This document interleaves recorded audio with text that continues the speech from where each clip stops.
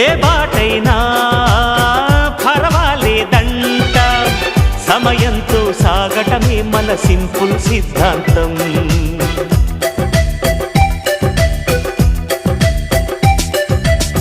చిరుగాలికి పరిమళమిచ్చే సిరిమల్లెల వనమై ఉందాం, గగనాన్ని నేలను కలిపే హరివిల్లుల బంతెన అవుదాం. ఆనందం అంటే అర్థం మనమందా, ప్రతి పూట పాటై సాగే హుషారు సరిగమలో. ఎన్నో ఎన్నో రాగాలుండే సంగీతం కాదా, చల్లకి నవ్వుల కేరింత.